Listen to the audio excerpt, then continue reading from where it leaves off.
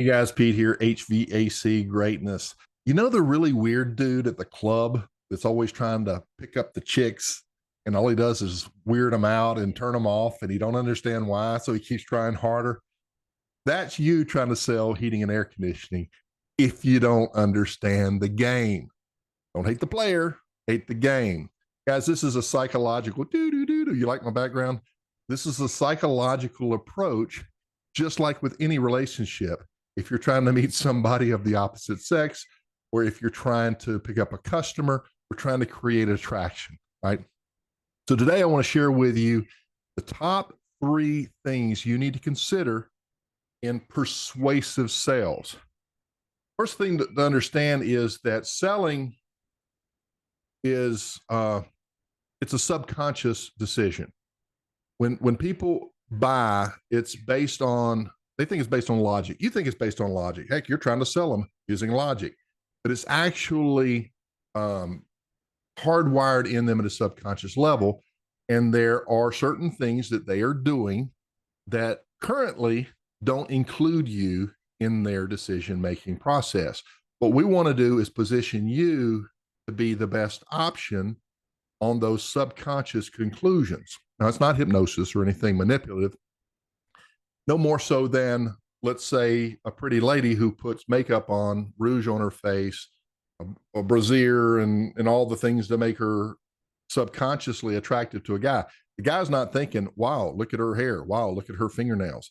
It's just one big feeling and impression. That's what you have to look at when you're out there trying to attract your customers. And that's why the packaging is so important. So let's talk about number 1.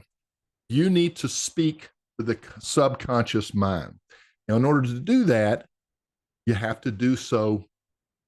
You have to understand what those elements are. So in today's game, it's getting tighter and tighter. The competition is getting heavier and heavier.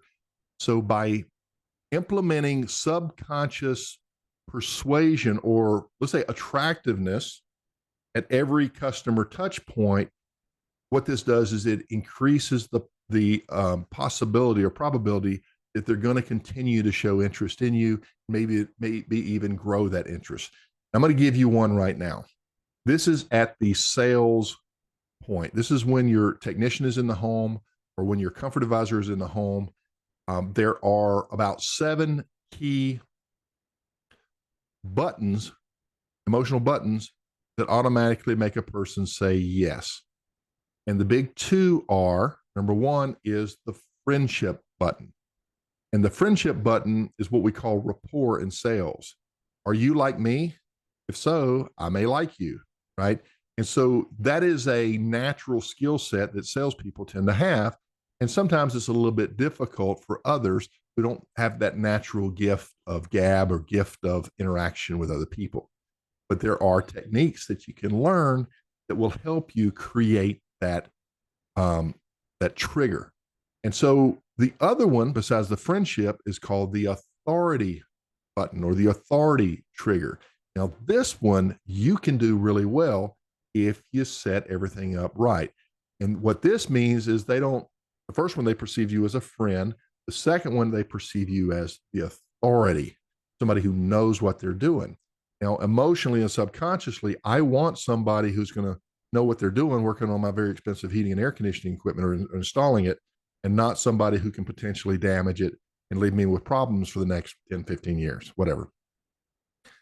And if you can blend the 2, the friendship and the authority, as well as the other 5, now you have multiples of probability that you're going to get the sale. It just increases those percentages with every layer that you add.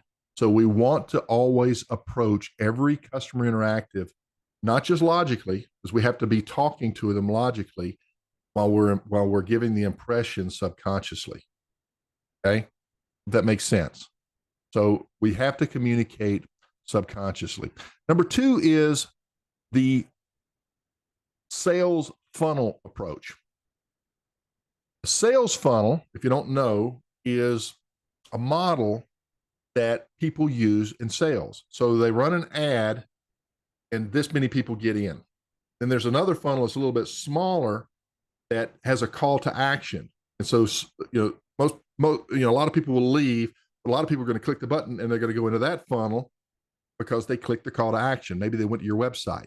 And then on the website, that's another funnel, right? In which they can, you're going to lose some people.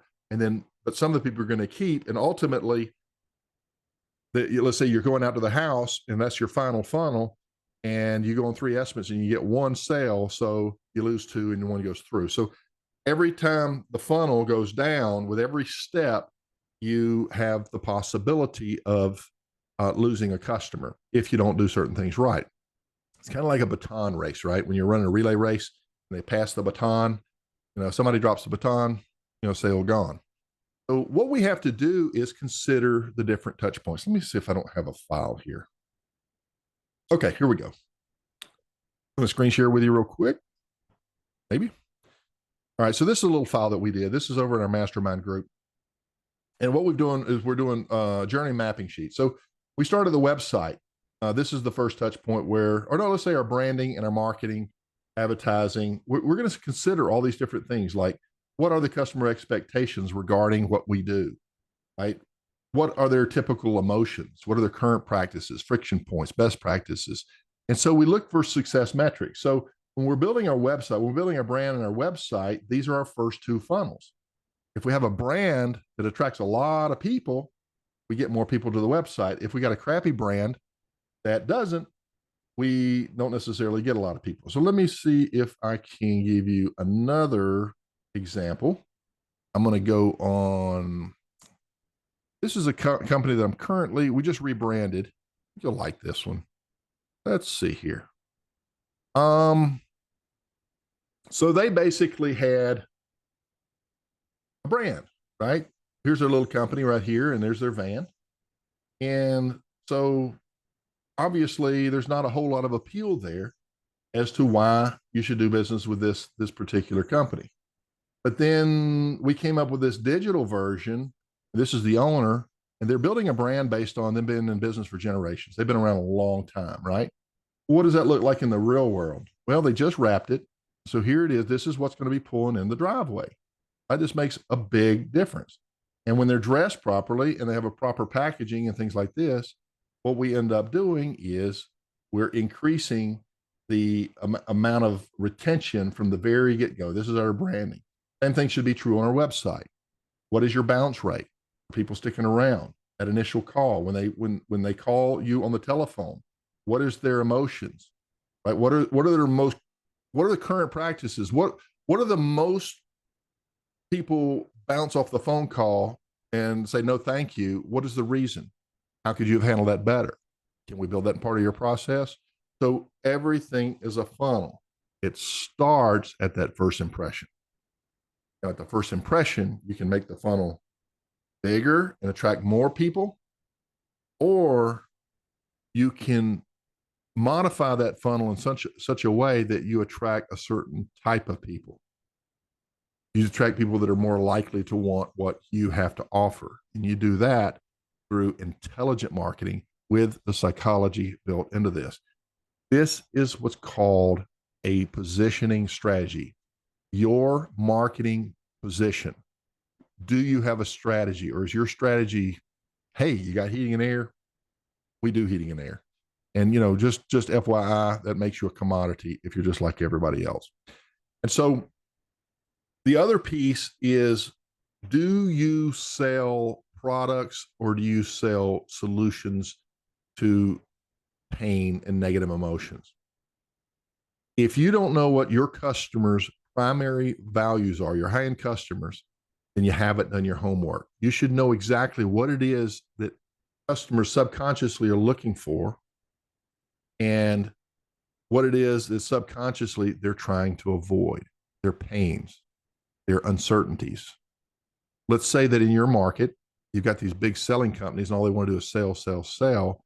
Their pain is they don't want just another selling tech coming out to work on their furnace or air conditioner, right? So how do you approach that? So in your marketing position, you position yourself as, we don't sell, we do service, right? So you have a catchy phrase for that. You market to that so that your funnel has very specific people going in, and your retention rate tends to stay better as you get down to the point where you're at the call.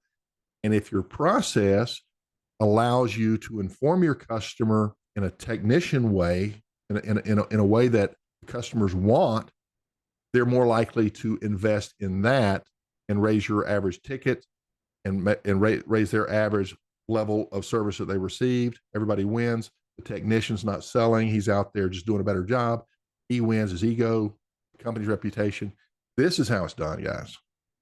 And so those are the three key things that I would encourage you to do if you want to ding, ding, ding, ding, like if you want to create persuasion without having to try to talk people into stuff that you know they don't want. Don't sell people stuff they don't want. Become the epitome of what they do. Pete Ramsey here, HVAC Greatness. If you like this one, a bit impromptu, was on the fly, but I wanted to get this out to you right away. Take care. Bye-bye.